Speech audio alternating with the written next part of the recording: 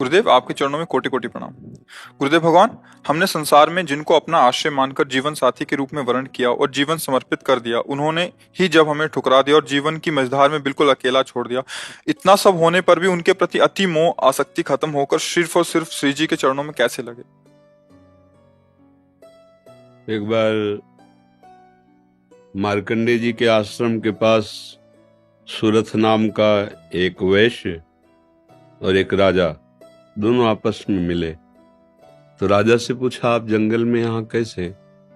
कहा, मेरा राज्य छिन गया है, पर मैं वही राज सिंहासन, वही राजमहल, वही रानियां, ये हमारा चिंतन नहीं जा रहा है। मुझे राज्य मिले इस बात के लिए तो मैं दुखी नहीं, पर मैं अपने परिवार को नहीं छोड़ सकता। और रोने लगा। फिर पूछा, आप क्यों इधर जंगल में? तो उनका, मेरे बेटे ने मुझे पीट के निकाल दिया, सारी संपत्ति छीन ली, पर मेरा मन उसी के लिए तड़प रहा है। वो भले मुझे पीटे, पर मैं अपने बेटे, बहू, परिवार को नहीं छोड़ सकता।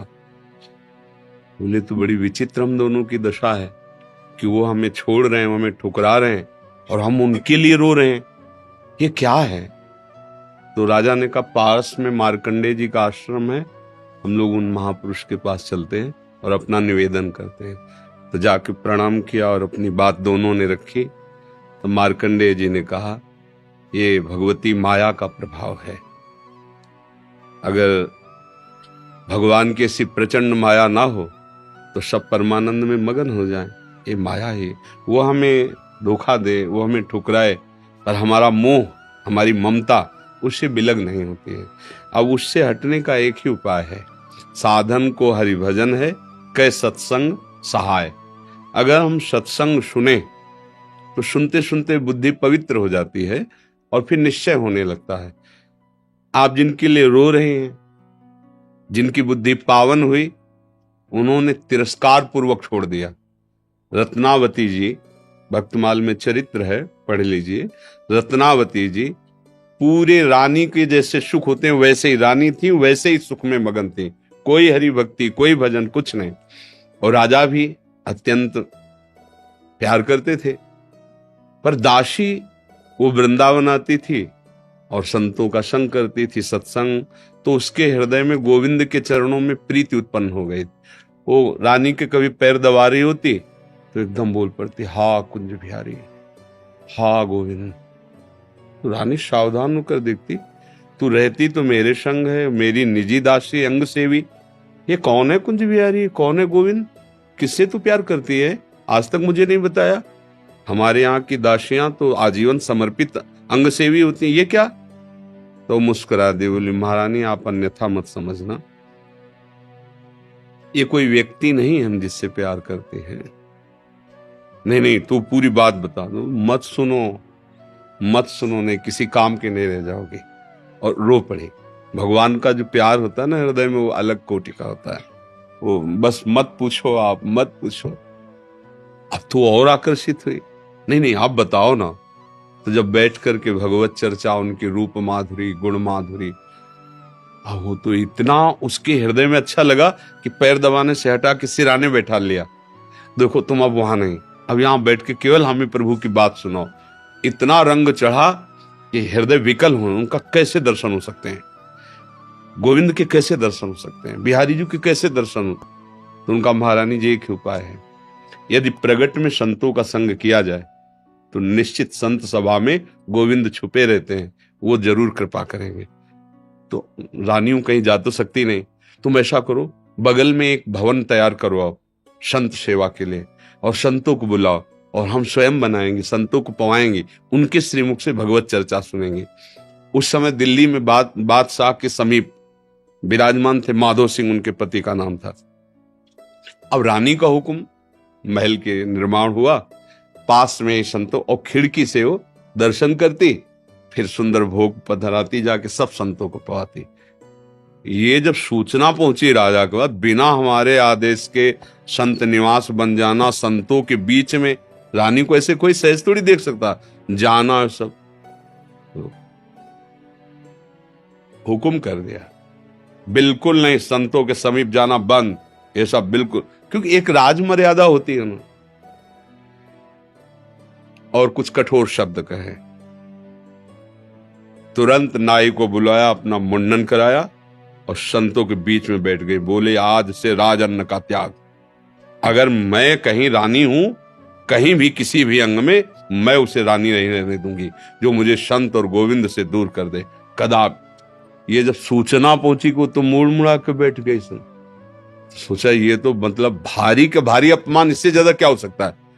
अगर मैं मारता हूं तो प्रजा विरोध में हो जाएगी, इसलिए इसको मारना तो है।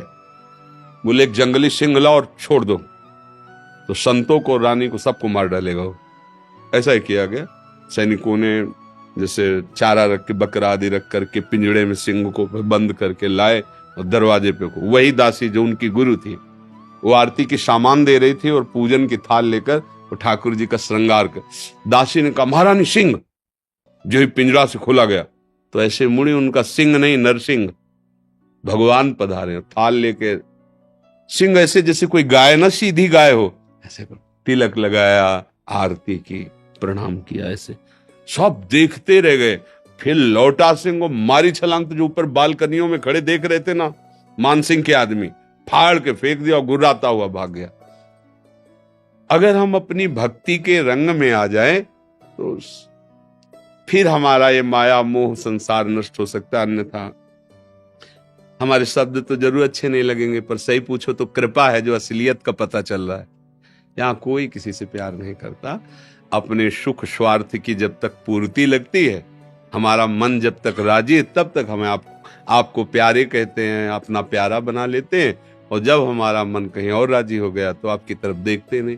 संसार का ये स्वरूप, पर मेरे प्रभु का ऐसा स्वरूप नहीं है। सबरी मैया कोई ऐसा थोड़ी बहुत रूप ऊंचे कुल की, ऐसा नहीं था। सबर जंगली जातियों में आती है उनमें, लेकिन भगवान की भक्ति से बड़े बड़े ब्रह्म ऋषियों के आश्रम में भगवान नहीं गए, सबरी माता के।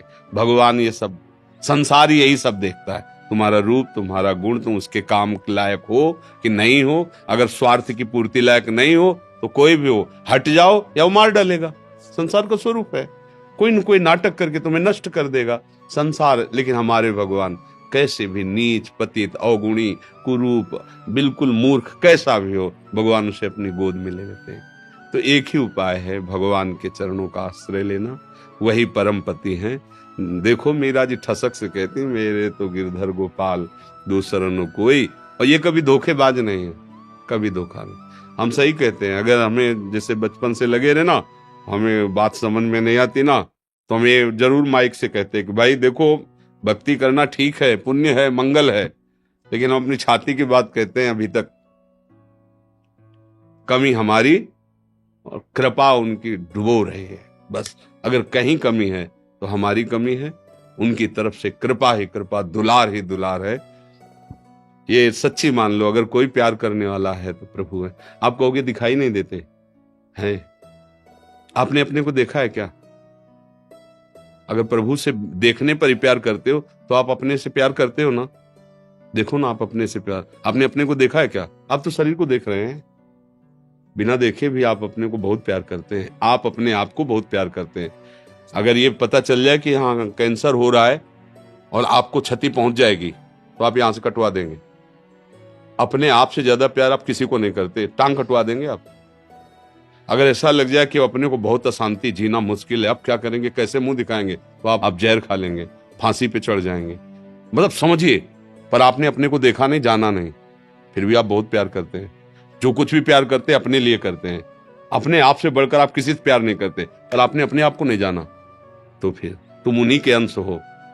जब तुम अपने को नहीं जान पाए तो जैसे अनजाने में आप अपने से प्यार करते हो, ऐसे ही शुरू कर दो प्यार प्रभु से, और उनके तुम हो वो सामने आ जाएंगे पक्का।